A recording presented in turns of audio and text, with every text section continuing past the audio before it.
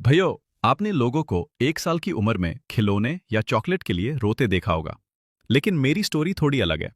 मैंने तो मैज 1 साल की उम्र में ही एक ग्रैबिंग सेरेमनी के दौरान अपने लिए एक नन्ही सी बीवी चूली थी। अब मेरी मम्मी को इस बात पर बिल्कुल यकीन नहीं हो रहा था।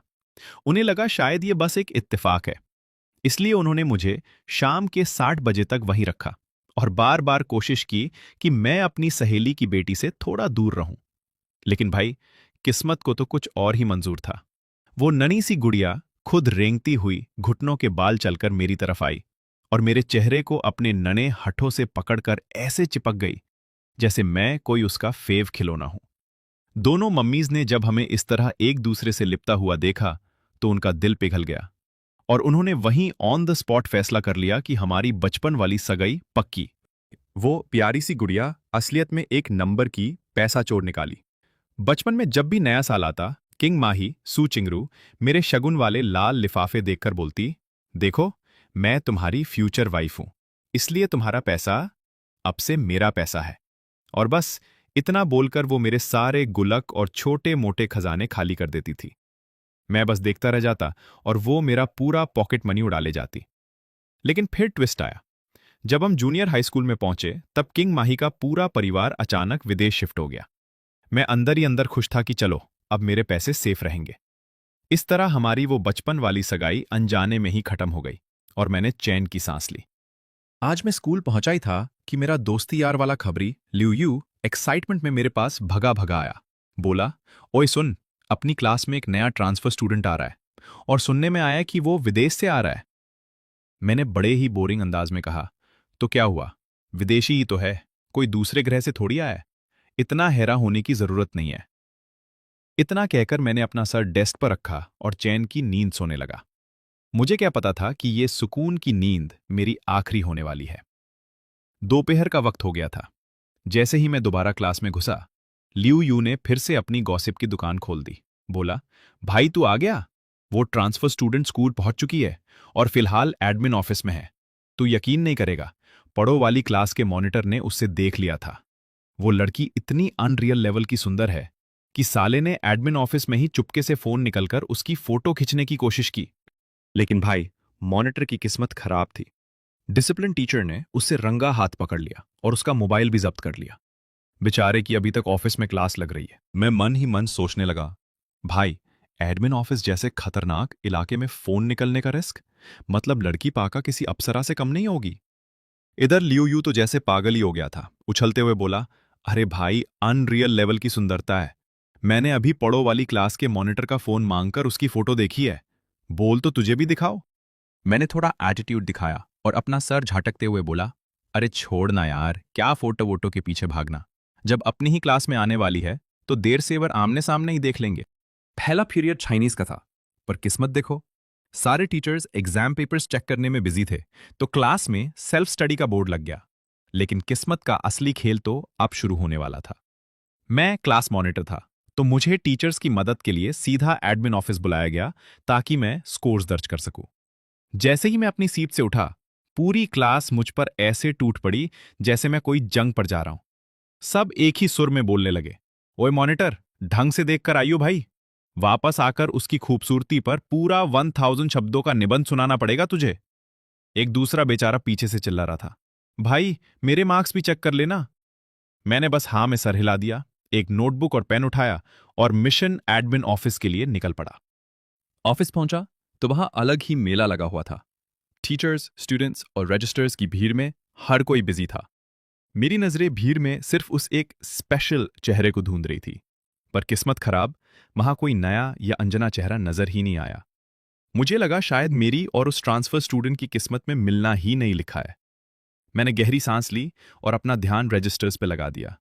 पर तभी मेरे कान में दो टीचर्स की बातचीत पड़ी और जो मैंने सुना वो सुनकर मैं दांग रह गया। दो टीचर्स की फू फू मेरे कान में पड़ी। वो कह रहे थे, अरे वो जो विदेश से नई लड़की आई है, उससे ओल्ड क्वीन ने इतनी जल्दी अपनी क्लास में कैसे कर लिया। मैंने जब ये सुना तो मेरे होश उड़ गए। मतलब वो सिर्फ दिखने में फायर नहीं है, बल्कि पढ़ाई में भी बीस्ट है। टॉपर निकाली भाई वो तो।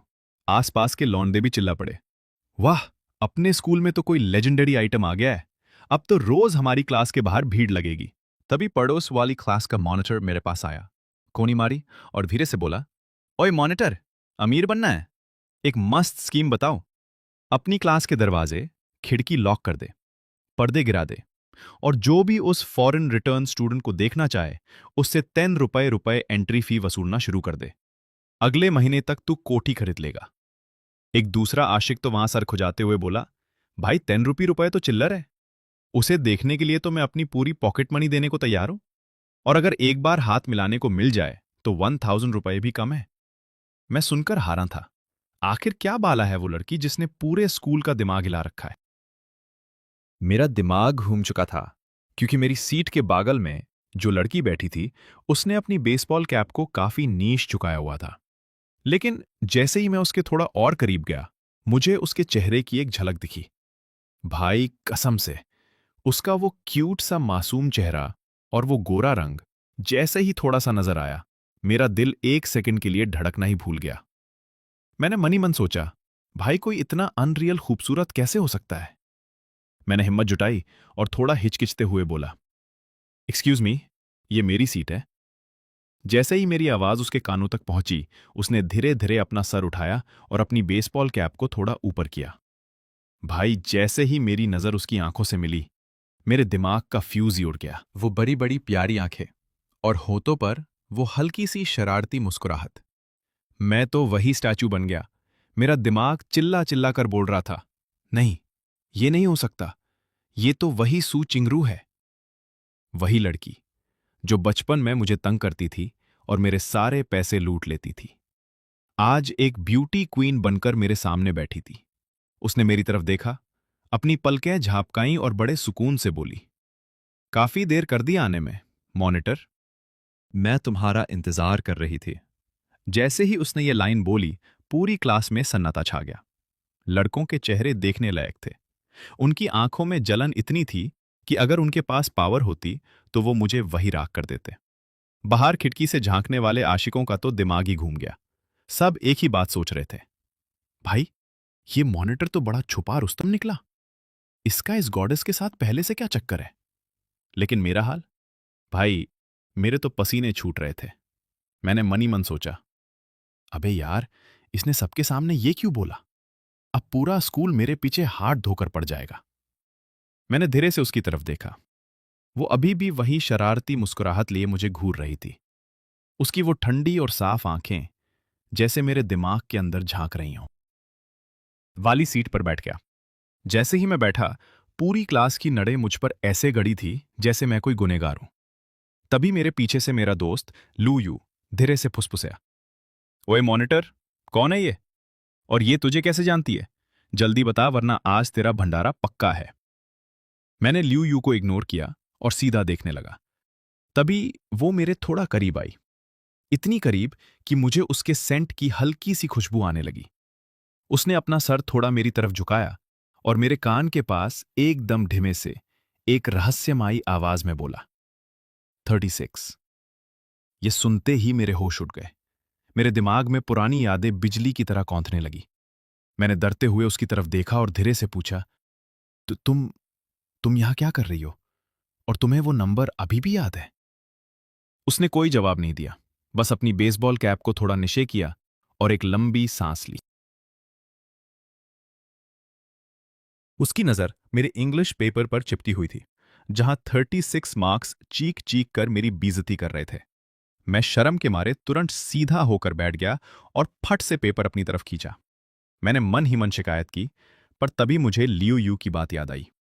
उसने कहा था, उसके मार्क्स मेरे से भी आधे हैं, मतलब बेचारा 18 मार्क्स पर अटका होगा। ये सोचकर थोड़ा सुकून मिला और मैं सीरियस पढ़ाकू मोड में आ गया। इंग्लिश टीचर रीडिंग करवा रहे थे, तभी अचानक वो रुके और मेरी तरफ देखकर बोले, क्लास, आज हमारी नई स्टूडेंट का पहला दिन है। क्या वो इस पैसेज को ट्रांसलेट करके सुना सकती है? पूरी क्लास की नजरें अब खुलकर हमारी बेंच पर थी। मैंने देखा उसके पास तो सिर्फ एक नई किताब थी, वो भी खाली। मैंने तुरंत अपना पेपर बीच में सरका दिया ताकि वो मदद ले सके। थोड़ा सर झुकाया और इतने स्मूथ तरीके से ट्रांसलेशन किया कि टीचर ने खुश होकर तालियां बजवा दी। सब उसके लिए चिल्लाने लगे, पर मुझे पता था कि आधे से ज्यादा लड़के तो बस उसकी खूबसूरती पर फिदा थे। ब्रेक होते ही मैं वहां से ऐसे भगा जैसे मेरी लॉटरी लग गई हो। बाहर निकलते ही लियू यू ने मुझे एक सुनसान कोने में पकड़ा। मैंने उसे बीच में ही रोककर बॉम्ब फोड़ा। भाई, मैं इस लड़की को पहले से जानता हूं। ये सुनते ही लियू यू का मुंह खुला का खुला रह गया। जब मैंने उसे सुबह वाली टक्कर का किस्सा सुनाया तो वो उछल पड़ा।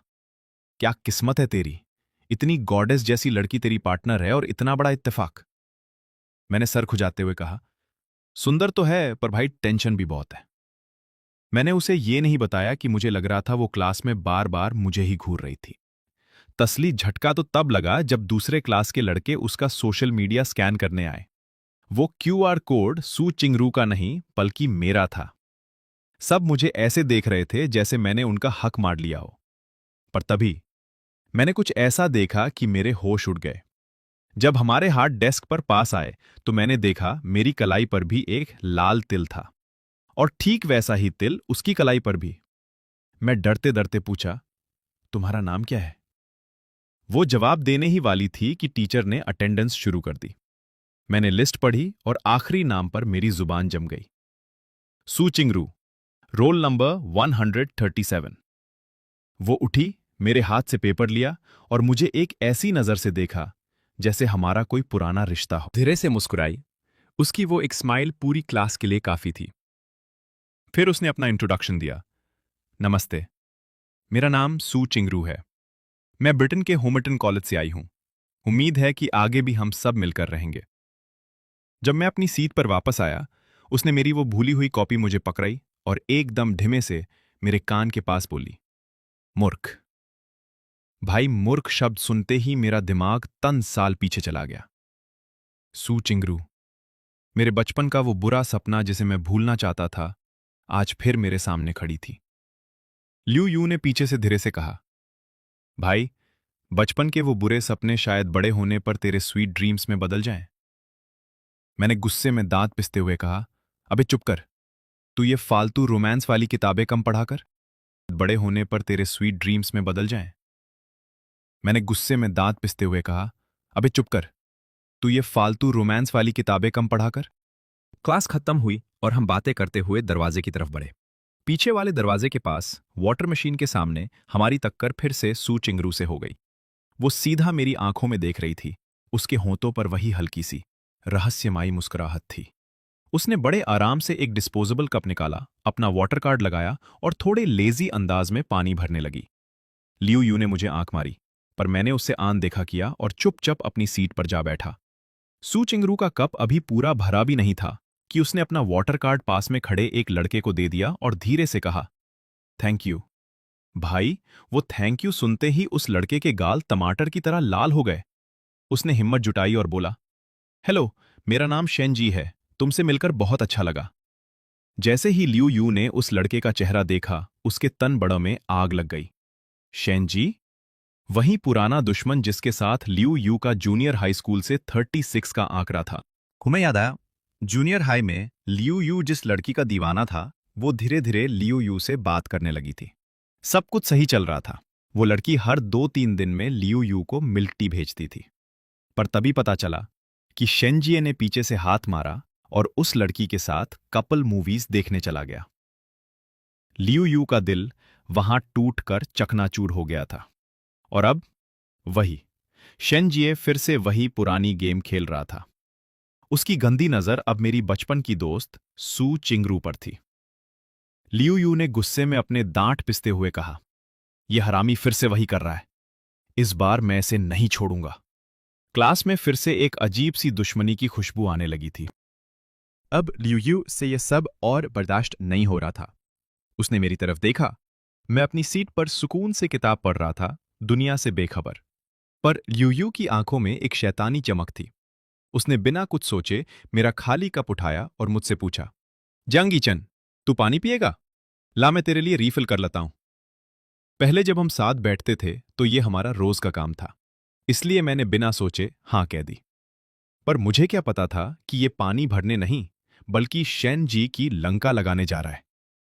यू यू तेजी से वाटर मशीन की तरफ बढ़ा। वहां सू चिंगरू अभी भी खड़ी थी और उसके बगल में वो चिपकू शेनजी। तभी अचानक सू चिंगरू ने सर घुमाकर मेरी तरफ देखा। हमारी नजरें मिली, सिर्फ एक पल के लिए। मैंने तुरंत नजरें फेर ली और पीछे की दीवार पर लगी घड़ी देखने लगा, जैसे मुझे टाइम की बहुत चिंता हो। पर सच तो ये था कि मेरा दिल रॉकेट की रफ्तार से धड़क रहा था। दूसरी तरफ लियू यू बैटलफील्ड में दाखिल हो चुका था। शेनजिए ने उसे आते देखा पर अपनी शेखी बघाड़ना बंद नहीं किया। वो सू चिंगरू को इम्प्रेस करने के लिए लंबी लंबी फेंक रहा था। पता है, जब मैं लंदन ट्रिप्स पर गया था ना, तब की बात है। तभी लियू यू बीच में ही धरत धात बोल पड़ा, सू क्लासमेट, तुम्हारे डेस्क पार्टनर जियांग यीचेन ने कहा है कि उसका कप भर दो। शेन ये सुनते ही सू चिंगरू एक पल के लिए हारा रह गई और शेनजिए की बातें बीच में ही धरी की धरी रह गई। लियू यू ने बड़े स्वाग से कप आगे बढ़ाया। लो, भर दो। सू चिंगरू ने बिना किसी नखरे के एक स्वीट बच्ची की तरह कप पकड़ लिया।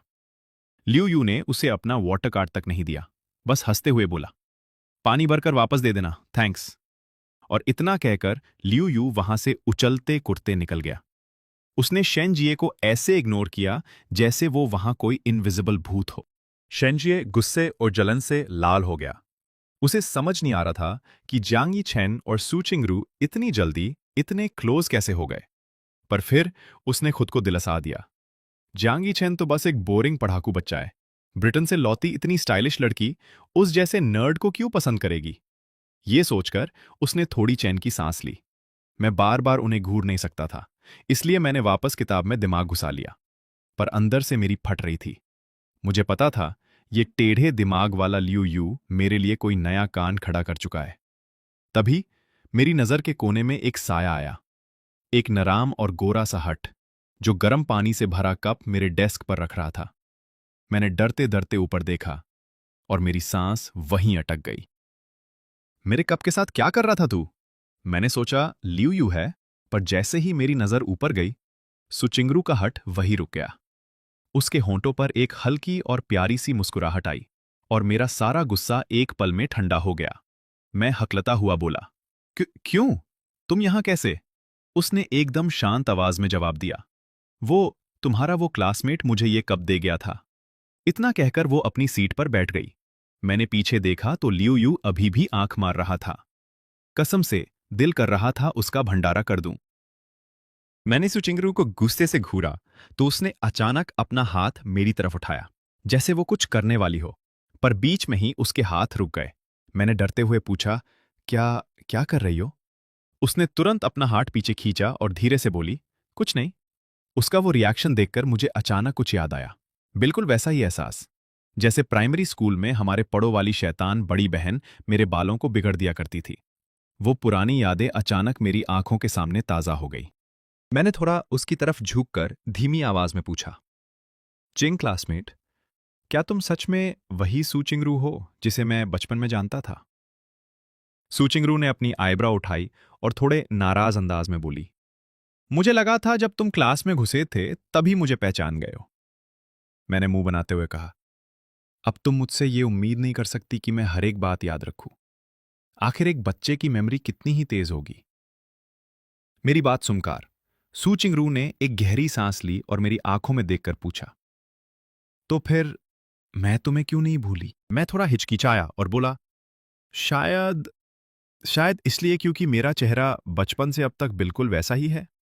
जैसे जैसे मैं बोल रहा था मुझे खुद अपनी बात अजीब लग रही थी, इसलिए मैंने चुप रहना ही बेहतर समझा। सू चिंगरू कुछ देर खामोश रही, फिर अचानक हल्का सा हंसते हुए बोली, सच में बचपन से लेकर अब तक तुम एक क्लाउन ही रहे हो। भाई, मुझे इतना गुस्सा आया। बचपन में भी ये दीदी मुझे बहुत परेशान करती थी और आज भी वही हाल है। मैं समझ नहीं पा रहा था कि उसे क्या जवाब दूं। गुस्सा करूं तो मजाक बन जाएगा और चुप रहूं तो हार माननी पड़ेगी। जब तक मैं जवाब सोचता तब तक देर हो चुकी थी और सू चिंगरू अब एकदम बेपरवाह बैठी थी। मैंने गुस्से में अपना मुंह फेर लिया और डेस्क पे लेते लेते ही अपनी प्रैक्टिस बुक में दिमाग घुसा लिया। बस उसे किसी भी तरह इग्नोर करना चाहता था। पर सू चिंगरू शायद आज बातें करने के मूड में थी। उसने अपने पेन से धीरे से मेरी बांह को छेड़ा और एकदम लेजी आवाज में बोली, जियांग क्लासमेट, अकेले अकेले ही लगे रहोगे क्या? कुछ हमसे भी बात कर लो। सू चिंगरू इतनी जल्दी हार मानने वाली नहीं थी। उसने फिर से अपने पेन से मुझे परेशान करना शुरू कर दिया। मेरी बाईं तरफ दीवार थी, इसलिए हिलने की भी जगह नहीं बची। मेरी हालत उस वक्त एक डरते हुए नान्हे खरगोश जैसी थी, जिसे किसी शिकारी ने दीवार से सता दिया हो और अब बच निकलने का कोई रास्ता ना बचा हो। मैंने अपनी प्रैक्टिस बुक को कसकर पकड़ा हुआ था और लगभग पूरा डेस्क पे लेता हुआ था। स्यू चिंगरू ने उस बुक की तरफ देखा। उसका चेहरा एकदम शांत था, कोई फीलिंग नहीं, पर उसने वो बुक लेने से साफ मना कर दिया। मुझे ये देखकर बड़ा अजीब लगा। ये शेंजिए आज इतनी मेहरबान कैसे हो गई? पहले तो वो ऐसी बिल्कुल नहीं थी। मैंने हैरानी से सू चिंगलू की तरफ देखा। ठीक उसी वक्त उसकी नजरें भी मुझसे टकराई। हम दोनों एक दूसरे को बस देखते रह गए। उसके उन ठंडे और बिना किसी इमोशन वाले एक्सप्रेशंस देखकर मैं थोड़ा चौंक गया। मेरे दिमाग में एक ही सवाल घूम रहा था, क्या ये शर्म की वजह से बुक नहीं ले रही, या माजरा कुछ और ही है?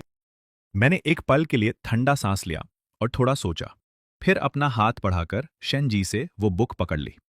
जैसे ही मेरे उंगलियों ने उस बुक के कवर को टच किया, मुझे महसूस हुआ कि सू चिंगरू की नजरें और भी ज्यादा बर्फ की तरह ठंडी हो गई हैं। उसने मुझे इतने गुस्से और जलान से घूरा जैसे मैंने उसे पूरी क्लास के सामने धोखा दे दिया हो। मैंने एकदम भोलेपन से अपनी पलकें झपकाई और ऐसा फेस बनाया जैसे मुझे कुछ समझ ही नहीं आ रहा। पर सच तो ये था कि अंदर ही अंदर मेरी फट रही थी। सू चिंगरू ने अपनी नजरें नीचे की। वो एक पल के लिए रुकी, शायद अपना गुस्सा दबा रही थी। फिर एकदम धीमी और कांपती हुई आवाज में शेन जी से बोली, शुक्रिया। शेन जी के चेहरे पर एक ऐसी मुस्कुराहट आई जैसे उसने कोई बड़ी जंग जीत ली हो। वो मेरी तरफ देखकर बड़ी मिठास में बोली, अरे कोई बात नहीं सू क्लासमेट, आगे भी अगर कोई काम हो तो बेझिझक मेरे पास चले आना, मुझे हेल्प करके बिल्कुल बुरा नहीं लगेगा। उसका ये बोलना एक सीधा था। मेरा दिमाग अब किसी डिटेक्टिव की तरह घूमने लगा था। मेरी सीट क्लास के एकदम पिछले कोने में थी, साउथ वेस्ट, और शेन जी एकदम दूसरे चोर पर, नॉर्थ ईस्ट बैठती थी। इतनी दूरी से, इतने शोर शरबे में उसे कैसे पता चला कि हमें बुक चाहिए? क्या वो शुरू से ही एक शिकारी की तरह हम दोनों पर नजर गड़ाए बैठी थी? और अगर वो देख रही थी तो उसने क्या क्या देख लिया? क्या उसने सू चिंगरू का वो मेरे कान में फुसफुसाना देख लिया था? मैंने अपना गला साफ किया और तिरछी नजर से सू चिंगरू का चेहरा पढ़ने की कोशिश की। मेरे मन में एक ही ख्याल आया, भाई क्या एक ही झलक में किसी को इतना गहरा इश्क हो सकता है? सच में, एक हद से ज्यादा सुंदर लड़की हमेशा अपने साथ मुसीबत का तूफान लेकर आती है। शेन जी के दिल में कुछ और बातें भी थीं। वो शायद मुझसे कुछ कहना चाहती थी, पर सू चिंगरू के उस डेडली लुक को देखकर उसने अपने अल्फाज वही रोक दिए। पर उसका असली मकसद तो पूरा हो चुका था। उसने हम दोनों के बीच शक और जलान का बीज जो बो दिया था। मेरा दिमाग अब किसी डिटेक्टिव की तरह घूमने लगा था। मेरी सीट क्लास के एकदम पिछले कोने में थी, साउथ वेस्ट, और शेन जी एकदम दूसरे चोर पर, नॉर्थ ईस्ट बैठती थी। इतनी दूरी से, इतने शौर शराबे में उसे कैसे पता चला कि हमें बुक चाहिए? क्या वो शुरू से ही एक शिकारी की तरह हम दोनों पर नजर गड़ाए बैठी थी? और अगर वो देख रही थी तो उसने क्या क्या देख लिया? क्या उसने सू चिंगरू का वो मेरे कान में फुसफुसाना देख लिया था? शेंजिया पीछे से काफी देर से हमें ऑब्जर्व कर रही थी। उसे लग रहा था कि मैं सू चिंगरू को इम्प्रेस करने का कोई पुराना खिलाड़ी हूं। उसे लगा कि मैं जानबूझकर इतने क्लोज बैठकर उसके साथ फ्लर्ट कर रहा हूं। पर असलियत तो ये थी कि मैं तो खुद दीवार से सता हुआ एक दरपूक खरगोश बना बैठा था। शेंजिए को लग रहा था ये सब मेरी चालाकी है, पर यह तो मेरी किस्मत का सबसे बड़ा मजाक था। शेंजिए ने सू चिंगरू को पीछे वाली सीट की तरफ इशारा किया और बड़ी मीठी मुस्कुराहट के साथ बोली, ठीक है, जब तुम्हारा काम हो जाए तो मेरी बुक मेरी सीट पर रख देना। सू चिंगरू ने बस एक खामोश सर हिला दिया। शेंजिए ने जाते जाते एक क्यूट सा वेव किया और निकल गई। भाई उस वक्त मुझे इतनी फालतू फीलिंग आ रही थी जैसे मैं उन दोनों के बीच कोई बिन बुलाया मेहमान हूं। ठीक उसी पाल स्कूल की बेल बज गई। टीचर अभी तक आए नहीं थे, पर मेरा दिमाग खराब हो चुका था। मैंने सू चिंगरू की तरफ देखना ही बंद कर दिया, अपना मुंह फुलाया, सीट पर सीधा हुआ और बस अपने काम में सर घुसा लिया। वो लड़की सॉन्ग मिंग मिंग थी, क्लास की सबसे बड़ी रेडियो। शुरू में उसे लग रहा था कि सू चिंगरू बहुत घमंडी और कोल्ड लड़की है, पर जब सू चिंगरू ने खुद बात की तो उसे महसूस हुआ कि उसकी आवाज चेहरे की तरह ठंडी नहीं थी। मिंग मिंग तो खुशी के मारे पागलैत हो गई और नॉन स्टॉप बातें शुरू कर दी। मैं शुरू में ध्यान नहीं दे रहा था, पर मिंगमिंग इतना चिल्लाकर बोल रही थी कि मेरे कान अपने आप वहां लग गए। मिंगमिंग ने ऑफर दिया, यहां का रोस्ट चिकन और सी फूड बारबेक्यू बहुत गाजब है, कभी साथ चलेंगे? तभी सू चिंगरू ने एक हल्की मुस्कुराहट के साथ बॉम्ब फोड़ा, मैं नॉनवेज नहीं खाती। भाई, ये सुनकर मिंगमिंग थोड़ी ठिठक गई, पर उसका फूडी भूत फिर से जाग गया और वो रोस्टेड डक की तारीफें करने लगी, बिना ये सोचे कि सामने वाली लड़की शाकाहारी है। सॉन्ग मिंगमिंग अपनी ही धुन में नॉन स्टॉप बोले जा रही थी, देखो, अब देश न्यू एनर्जी को सपोर्ट कर रहा है, तो हमें भी इलेक्ट्रिक रोस्टिंग को ही बढ़ावा देना चाहिए। वो पुरानी चारकोल वाली रोस्टिंग से तो पोल्यूशन होता है ना। भाई, उसकी ये लॉजिक सुनकर सू चिंगरू बस हल्की सी मुस्कुराहट देती रही। उसने कुछ कहा नहीं। मुझे तो पक्का यकीन था कि सू चिंगरू मन ही मन सोच रही होगी, ये लड़की क्या थोड़ी पागल है या ज्यादा। पूरी दोपहर ऐसे ही गुजर गई। मैंने कोशिश तो बहुत की पढ़ने की, पर कभी थोड़ा ध्यान लगता तो कभी नींद के झटके आने लगते। बीच बीच में मैंने लियू यू को कोने में ले जाकर अच्छे से समझाया, भाई, अपना मुंह बंद रखना और किसी से कुछ मत कहना, पर वो तो लियू यू था, उसका भरोसा करना मुश्किल था। स्कूल खत्म होने वाला था। मैंने डरते डरते अपनी किताबें पैक की और कुछ टेस्ट पेपर्स उठाए। भाई सच्ची बताऊं तो मैं घर जाकर मम्मी की दांत खाने के लिए खुद को मेंटली तैयार कर रहा था। पापा किसी पुराने दोस्त से मिलने गए थे, पता नहीं कब लौटेंगे। जब मम्मी गुस्से में होती हैं तो सिर्फ पापा ही मुझे उनके गुस्से के तूफान से बचा पाते हैं। ये सोच सोचकर मेरी पूरी दोपहर उदास निकली।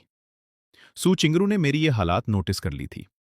जब मैं अपने इंग्लिश के घटिया मार्क्स वाले पेपर को घूर रहा था, उसने मेरी तरफ देखा, थोड़ा सा हंसी और एकदम चिढ़ाने वाले अंदाज में बोली, क्या अभी भी टेस्ट खराब होने पर रोना बाकी है?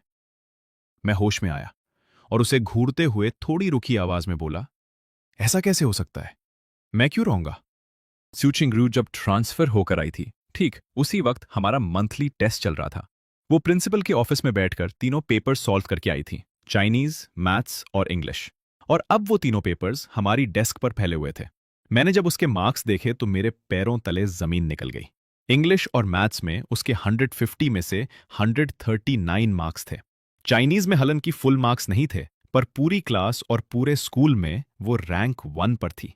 मैंने अपने दांत पिसते हुए उसके पेपर्स को देखा, कहाँ मैं 36 मार्क्स पर अटका था और कहाँ ये लड़की टॉपर बनकर बैठी थी।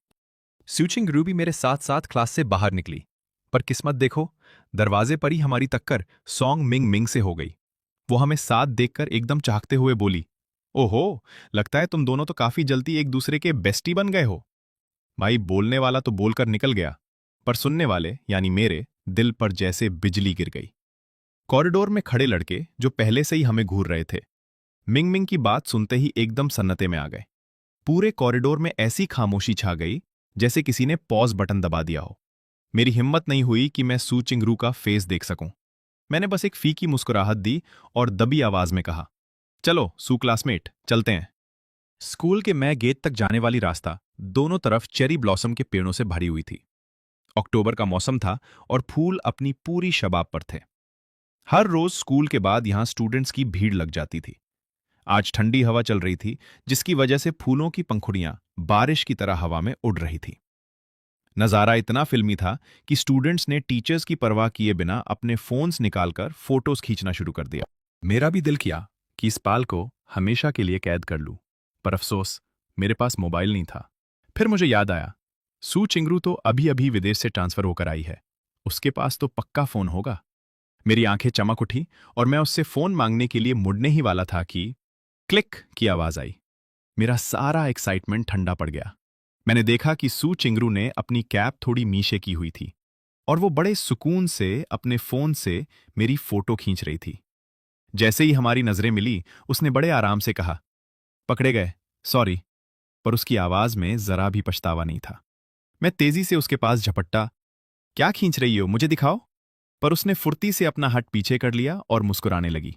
जैसे ही हम गाते से बाहर निकले, किसी ने पीछे से आवाज दी, इच्चैं। मैं ठिठक गया। मैंने इधर उधर देखा, पर भीड़ में कोई पहचाना हुआ चेहरा नहीं दिखा। मुझे लगा शायद मेरी सुनने में गलती हुई है, पर जैसे ही मैं सड़क के किनारे पहुंचा, एक चमचमटी काली सदान मेरे पास आकर रुकी। विंडो नीश हुई और अंदर से एक बेहद खूबसूरत महिला ने मुस्कुराकर फिर से पुकारा, यीचेन। वो चेहरा कुछ कुछ जाना पहचाना था, पर फिर भी अनजान। मैं हैरानी में अपना मुंह खुले रह गया। तभी पीछे से सू चिंगरू की आवाज आई, मॉम। मेरा दिमाग घूम गया। तो ये सू आंटी थी। बचपन में मुझे वो बहुत पसंद थी, हमारी पड़ोसन जो थी। सू आंटी ने खुश होकर कहा, वाह, चिंगरू भी निकल आई। ये चैन, तुम्हें मैं याद हूं ना? मैंने तुरंत एक्साइटमेंट में कहा, बिल्कुल याद है आंटी। आपका बनाया वो खट्टा मीठा रिब ब्रेस्ट पॉट कैसे भूल सकता हूं। ये सुनते ही सू चिंगरू ने थोड़ा नक मुंह बनाया, जैसे उसे मेरी ये फूड मेमोरी पसंद ना आई हो। कंधे से धक्का देते हुए आगे निकल गई। उसने बड़े स्वैग से कार का पिछला दरवाजा खोला और बैठ गई। सू आंटी हम दोनों की ये नोक झोंक देखकर मन ही मन मुस्कुरा रही थी। उन्होंने कहा, चलो जल्दी बैठो, तुम्हारे मम्मी पापा होटल में इंतजार कर रहे हैं। मैंने तुरंत सर हिला दिया। तब मुझे समझ आया कि मम्मी ने दोपहर को जिस पुराने दोस्त का जिक्र किया था, वो दरअसल सू अंकल ही थे। लगभग आधा घंटा कार चलने के बाद हम होटल पहुंच गए। जैसे ही हम अंदर गए, सू अंकल ने मुस्कुराकर मेरी हाइट नापी और बोले, अरे वाह, यीचें तो इतने सालों में कितना लंबा हो गया है। पापा भी पीछे नहीं रहे, वो हंसकर बोले, हाँ भाई, देखते ही देखते हाई स्कूल पहुंच गया। पर मुझे तो अभी भी वो दिन याद है जब ये बिस्तर गिला कर देता था। भाई, ये सुनते ही मेरा दिल किया कि वहीं जमीन फटे और मैं अंदर धंस जाऊं। इतनी बड़ी बेइज्जती, वो भी सू चिंगरू के सामने। जल्दी ही सब लोग पुरानी यादें ताजा करने बैठ गए। मैं मम्मी के बगल में बैठा और सू चिंगरू सू आंटी के पास। हम दोनों एक दूसरे के एकदम बगल में थे। बैठते वक्त सू चिंगरू ने इतनी जेंटल बनकर मेरी कुर्सी खींच कर रखी कि मैं अंदर ही अंदर छटपटा गया। मैंने सोचा, भाई ये लड़की कितनी खतरनाक एक्टर है। बड़ों के सामने तो ऐसे बनती है जैसे इससे ज्यादा शरीफ कोई है ही नहीं। मम्मी ने धीरे से मुझे कोनी मारी और बोली, अभी तक थैंक यू नहीं बोला? भूल गए क्या? ये तुम्हारी बचपन की वही प्यारी चिंगरू है। मैं अभी कुछ बोलने ही वाला था कि सू आंटी ने बीच में कहा, बड़ी खुशकिस्मती है कि इस बार जब चिंगरू का ट्रांसफर हुआ तो उसने खुद वही क्लास चुनी जिसमें यीचन पढ़ता है। अब दोनों साथ साथ रहेंगे।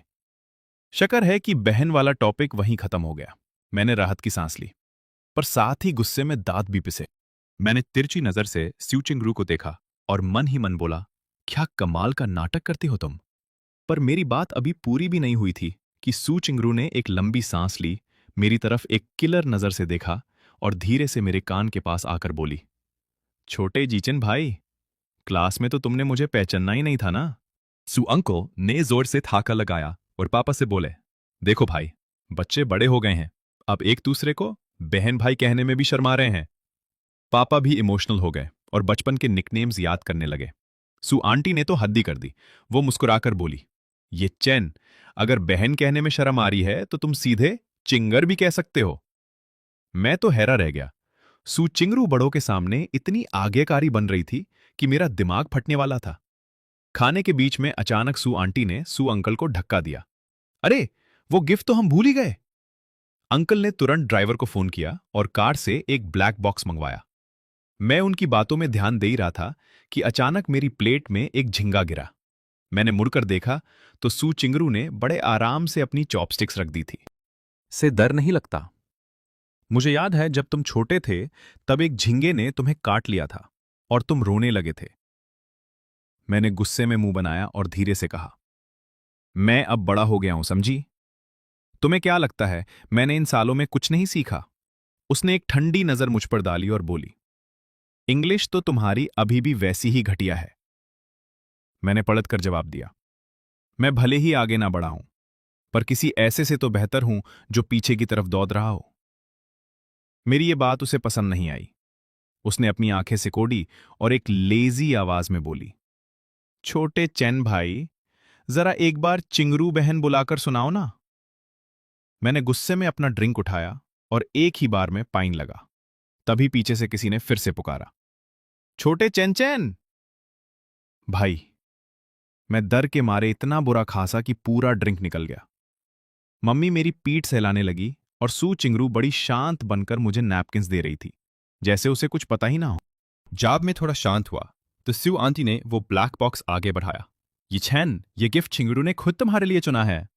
मैंने गहरी सांस ली और सू चिंगरू की वेटिंग नजरों को देखा।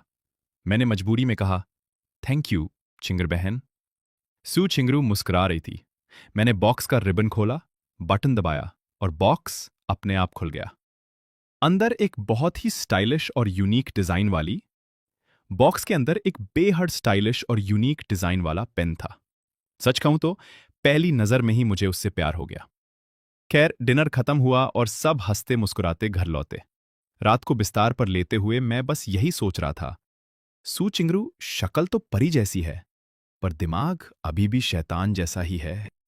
अगले दिन मैंने जल्दी उठने की कोशिश की।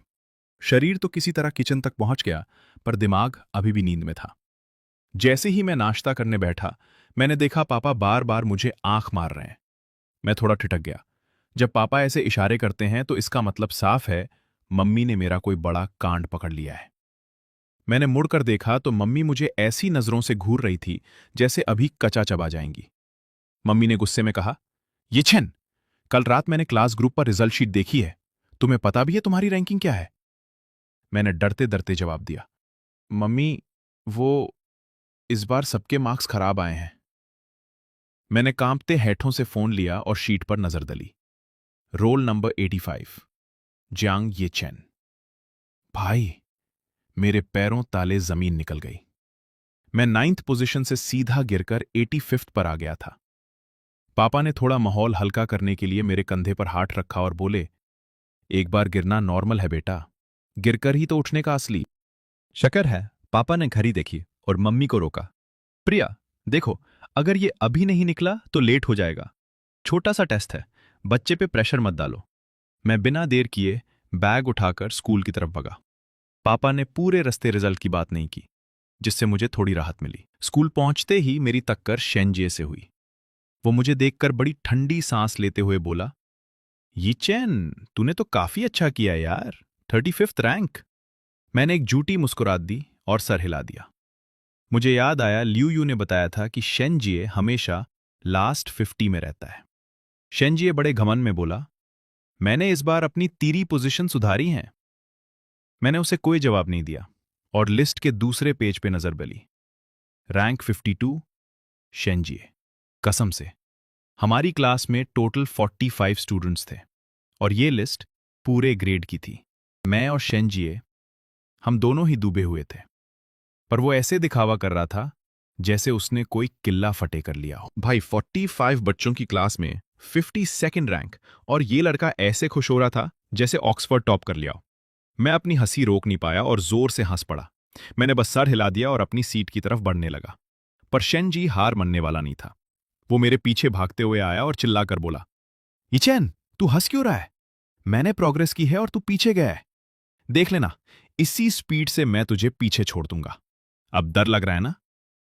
मैंने उसे एक ठंडी नजर से देखा और बड़े सुकून से कहा, हाँ, तो उससे क्या? शेनजी अभी और शेखियान बघारने ही वाला था कि बीच में लियू यू कूद पड़ा। लियू यू ने मेरी डेस्क पर दही योगर्ट का एक डिब्बा रखा और मुस्कुरा कर बोला, हीचेन, ये ले तेरे लिए। फिर उसने शेनजिए की तरफ देखकर एकदम नकली और मजाकिया आवाज में कहा, अरे शेनजिए, तू भी पिएगा क्या? मेरे पास अखरोट वाला फ्लेवर भी है, तेरे दिमाग के लिए बहुत जरूरी है, लेना। भाई, शेनजिए का चेहरा गुस्से से लाल हो गया। वो हम दोनों को घूरते हुए वहां से गुस्से में पैर पटकते हुए निकल गया। मैंने लियू यू से पूछा, ये हमेशा से ऐसा ही है क्या? बेचारा काफी क्यूट लग रहा था गुस्से में। लियू यू ने मुंह बनाते हुए कहा, तू उसे क्यूट बोल रहा है? वो एक नंबर का बेवकाफ और इरिटेटिंग लड़का है। पता नहीं कैसे उसने अपनी बेवकूफों वाली बातों से गॉडेस का दिल जीतने की कोशिश की थी। मैंने दही का डब्बा खोला और अचानक मुझे कुछ याद आया। मैंने लियू यू की आंखों में देखकर पूछा, सुनो, कल तुम मेरे पानी के कप के साथ क्या कांड करने गए थे? मैं पूछना ही भूल गया था। लियू यू के चेहरे का रंग उड़ गया। वो एकदम से मक्खन लगाने वाली स्माइल के साथ बोला, पीछे देख, दही लाया हूं ना तेरे लिए, प्लीज माफ कर दे। मैंने हंसकर पूछा, तो ये दही रिश्वत थी? लियू यू ने धीरे से मेरे कान में असलियत बताई, भाई, मैं बस शेनजिए को चिढ़ना चाहता था, इसलिए मैंने तेरा कप सू चिंगरू को दे दिया और झूठ बोल दिया कि डेस्कटॉप पार्टनर ने पानी मांगा है।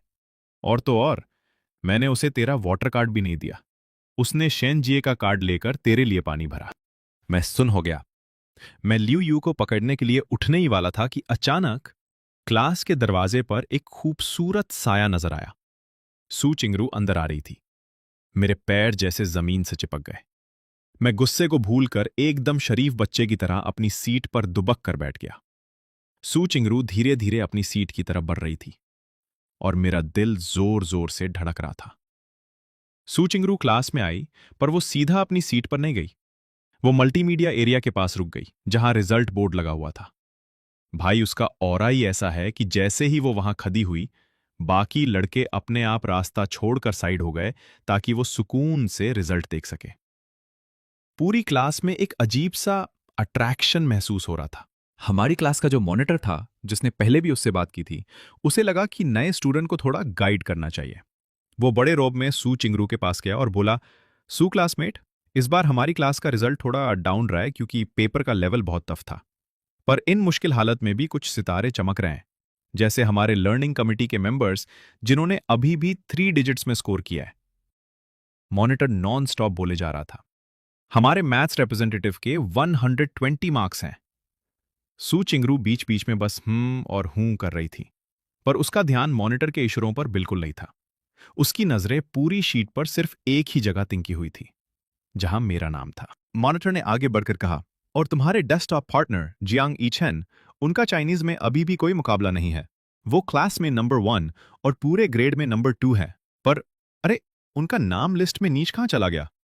जैसे ही मॉनिटर ने मेरा नाम लिया, सू चिंगरू ने धीरे से अपना सर उठाया और सीधा मेरी तरफ देखा। उस वक्त हमारी नजरें मिली और कसम से मुझे ऐसा लगा जैसे उसकी आंखों ने मुझे वहीं एक्सपोज कर दिया हो। वो बस अपनी सीट पर बैठने ही वाली थी कि मॉनिटर को कुछ और याद आ गया और उसने उसे फिर से रोक लिया। टीचर ने सू चिंगरू को बुलाया और कहा, एडमिन ऑफिस जाओ और अपनी किताबें ले आओ। सू चिंगरू ने अपना बैग रखा और तैयार हो गई, पर तभी टीचर ने बॉम्ब फोड़ा, अगर रास्ता भूल जाओ तो जियांग यी चिन को साथ ले जाना। भाई, मैं तो उसे इग्नोर करना चाहता था, इसलिए तुरंत बहाना बनाया, मैम मुझे असाइनमेंट कलेक्ट करने हैं। पर क्लास मॉनिटर ने मेरा प्लान फ्लॉप कर दिया और बोला, नहीं तुम जाओ, असाइनमेंट बाद में कर लेना। मैं अंदर ही अंदर पछतावा कर रहा था कि खुद ही अपने जाल में फंस गया। हम दोनों कॉरिडोर में साथ चल रहे थे। ऑफिस पहुंच के मैंने अंदर झांका।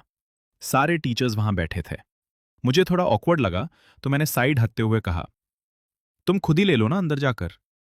तभी सू चिंगरू ने मेरी स्लीव आस्तीन को हल्का सा खींचा और भाई, उसने एक विंक आंख मारी की और धीरे से बोली, इतना भी पीछे मत हटो, आखिर तक मदद करो ना। मैं तो बस सुन रह गया। उसका कहना सही था, किताबें बहुत भरी थी और ऊपर से 2 सेट यूनिफॉर्म्स भी थे।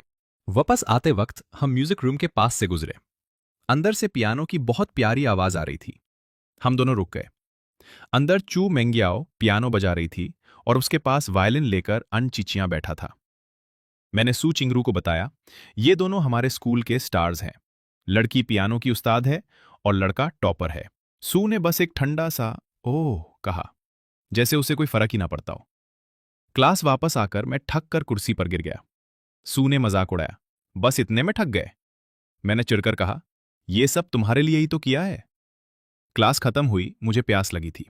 सू ने खुद से पूछा, प्यास लगी है? मैं पानी ला दूं? मुझे झट से शक हुआ, तुम मेरा कार्ड यूज करना चाहती हो ना? भाई, बस यही गलती हो गई। उसका चेहरा तुरंत ठंडा हो गया। वही पुरानी मूडी गर्ल वापस आ गई। उसने रुखे पान से कहा, ठीक है, खुद जाकर ले लो। मैं समझ गया, ये लड़की कभी नहीं बदलेगी। मैं इतना चिढ़ गया कि पानी लेने गया ही नहीं। लियू यू मुझे खिंचकर कैंटीन ले गया। वो तो हमेशा की तरह सीधा चिप्स और स्नैक्स वाले सेक्शन में घुस गया। मैं वहां खड़ा सोच रहा था कि थोड़ा सा खा लूं, भले ही मुझे उन चीजों से एलर्जी है, पर दिल कहाँ मनता है। फिर मेरे दिमाग में एक मास्टर प्लान आया। मैंने एक एक्स्ट्रा पैकेट उठाया और सोचा, एक सू चिंगरू के लिए भी ले लेता हूं। लियू यू ने हैरत से पूछा, क्या वो ये सब खती हैं? मैंने कहा, शायद। असल में मैं उसके पानी वाले ऑफर को लेकर गिल्टी फील कर रहा था और ये एक तरह का सॉरी गिफ्ट था। उधर कैंटीन के एक कोने में एक लड़का चुपचाप शेल्फ के पीछे खड़ा था। उसके फोन पर एक अजीब सा मैसेज चमक रहा था। म्यूजिक रूम में जो लड़की दिखी, क्या वो जियांग यीचेन की गर्लफ्रेंड है? वो लड़का थोड़ी देर सोचता रहा, फिर उसने किसी और को टेक्स्ट किया, नए ट्रांसफर स्टूडेंट का नाम क्या है? जवाब आया, नाम तो नहीं पता, पर उसे एडमिन ऑफिस से भरी किताबें और यूनिफॉर्म ले जाते देखा गया है। शायद वही है। पूरा स्कूल अब सू चिंगरू के पीछे पड़ा था। मैं क्लास वापस आया। सू चिंगरू को देखकर मुझे लगा शायद मैंने उसे गलत समझा था, पर जैसे ही मैंने बात शुरू की उसने थोड़ा आईब्राव भाव उठाया और भाई मुझे समझने में देर हो गई। उसने सर हिलाया जैसे वो मेरे बारे में कुछ गलत ही सोच रही हो। मेरी हंसी छूट गई, पर वो हंसी खुशी वाली नहीं, ठंडी थी। मैंने गुस्से और फ्रस्ट्रेशन में वो सोडा बॉटल सीधा उसकी तरफ फेंक दी। वाह, मैं भी कितना बड़ा पागल हूं, तेरे लिए पानी लाया और तू मन में मुझे गाली दे रही है। सू चिंगरू ने बॉटल पकड़ ली। वो थोड़ी शॉक थी, शायद उसे उम्मीद नहीं थी कि मैं उसके लिए कुछ लाऊंगा। उसने पहले बॉटल देखी, फिर मेरी तरफ, फिर हल्का सा टॉन्च मारते हुए बोली, थैंक यू जियांग क्लासमेट। लाओचिन ने क्लास में आते ही एक छोटी सी मीटिंग ली। उन्होंने एग्जाम रिजल्ट्स पे लेक्चर दिया और टॉप स्टूडेंट्स को वार्निंग भी, घमंड मत करना वरना पीछे छूट जाओगे। मुझे लगा ये ताना सीधा मेरे लिए था, पर भाई अब जब मैंने मान लिया था कि ये मूडी ट्रांसफर स्टूडेंट ही मेरी बचपन की दोस्त है, तो मेरे दिल को सुकून मिल गया। और इतना सुकून मिला कि मुझे क्लास में ही भयंकर नींद आने लगी। मैं हाथ में पेन पकड़कर पढ़ने का दिखावा कर रहा था, पर धीरे धीरे नींद ने मुझसे पेन छीन लिया और मेरा सर टेबल पे गिर गया। क्लास खत्म हुई, शोर होने लगा, पर मैं तो सपनों की दुनिया में था। सू चिंगरू को मस्ती सूझी।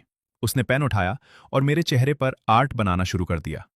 वो मेरे फेस पर काली काली उलझी हुई लाइंस खींच रही थी, जैसे कोई पिल्ली बना रही हो। वो मेरा फोटो खींचने ही वाली थी, पर उसे याद आया कि स्कूल में फोन तो अलाउड ही नहीं है। उधर मैं नींद में हिल रहा था और वो काली इंक मेरे पूरे चेहरे पर फैलती जा रही थी। मैं अब जियांग यीचेन नहीं, बल्कि एक पेंटेड कैट लग रहा था। जैसे ही सू चिंगरू का मान भर गया और वो पेन वापस रखने वाली थी, पीछे से एक लड़की ने हाथ बढ़ाकर पेन छीन लिया। उसने मेरे कंधे पे हल्का सा थपथपाया, जैसे कह रही हो, मैंने नहीं बनाया ये सब। सू चिंगरू ने मुड़कर देखा। वहां एक अनजान लड़की खड़ी थी जिसके हाथ में 2 मिल्क टी के कप्स थे। वो थी यांग यूतिंग। दोनों लड़कियों ने एक दूसरे को देखा। एक अजीब सी खामोशी छा गई। यांग यूतिंग ने एक कप खिड़की के पास रखा। तभी मेरा दोस्त लियू यू आया और खुश होके बोला, अरे यांग यूतिंग, तुम आ गई। उसने लियू यू को दूसरा कप पकड़ा दिया, पर जैसे ही लियू यू ने सू चिंगरू को देखा, वो एकदम चुप हो गया। क्लास का माहौल अचानक एक लव ट्रायंगल मूवी जैसा हो गया। और मैं इस इंटेंस सीन का मैन कैरेक्टर था, जो चेहरे पे इंक लगाए घोड़े बेचकर सो रहा था। लियू यू ने मुझे उठाने की कोशिश की। जांगी छैन, उठ जा भाई। मैंने नींद में ही छिड़कर कहा, मत जगा यार, सोने दे। उसने चिल्लाकर कहा, पहले अपनी शक्ल तो देख। मैंने आंखें बंद रखे ही हाथ मारा, जो सीधा सू चिंगरू के हाथ पे लगा। वो बेचारी शौक रह गई। आखिर में लियू यू ने वो ठंडी मिल्क टी मेरी गर्दन पे लगा दी। मैं बिजली की रफ्तार से उछल कर बैठा। जब ऊपर देखा तो तीनों, सू चिंगरू, यंग यूटिंग और लियू यू, मुझे घूर रहे थे। पहले तो मुझे सब डबल दिखा, पर फिर होश आया। भाई, ये तो सच में एक बड़ा हंगामा होने वाला। मैं अभी भी नींद की खुमारी में था कि लियू यू ने इशारा किया। मैंने नीचे देखा, मेरा हाथ अभी भी सू चिंगरू के हाथ पर था। वो मुझे ऐसी नजरों से घूर रही थी जैसे अभी कच्चा चबा जाएगी। लियू यू ने मेरे चेहरे पर टिश्यू मारा और बोला, पहले ये गंदगी साफ कर। मुझे लगा शायद नींद में लार निकल गई होगी, पर जैसे ही मैंने आईना देखा, मेरे होश उड़ गए। मेरा पूरा चेहरा एक अजीब सा पेंटेड कैट बन चुका था। यंग यूटिंग ने माहौल संभलते हुए कहा, कोई बात नहीं, तुम काफी क्यूट लग रहे हो। उसने बताया कि वो अभी पूरी तरह एक्सचेंज प्रोग्राम से वापस नहीं आई है, बस कुछ काम से आई थी और मेरे लिए मेरी फेवरेट एक्स्ट्रा टॉपिंग्स वाली मिल्क टी लाई है। तभी सू चिंगरू ने ताना मारा, इतना सब डालती हो, मिल्क टी है या खिचड़ी? यंग यूटिंग ने तुरंत पलटकर जवाब दिया, तुम्हारी वाली में तो 8 अलग चीजें भरी हैं। दोनों की बातों में एक अजीब सी ठंडक और दुश्मनी साफ दिख रही थी। मैंने गुस्से में पूछा, मेरे चेहरे पर यह ड्राइंग किसने की? सू चिंगरू ने एकदम ठंडी और खतरनाक आवाज में कहा, अगली बार सोए तो पूरा खत्म ही कर दूंगी। पर यांग यूतिंग ने बीच में बोला, उसने नहीं किया, मैंने तुम्हारे हाथ से पेन लिया था ताकि उसे रोक सकूं। मैंने राहत की सांस ली। चलो, कोई तो मेरे साथ था। हम सब बाहर मैदान में बैठे स्नैक्स खा रहे थे। यांग यूतिंग ने मेरी नई सीटमेट सू चिंगरू के बारे में पूछा।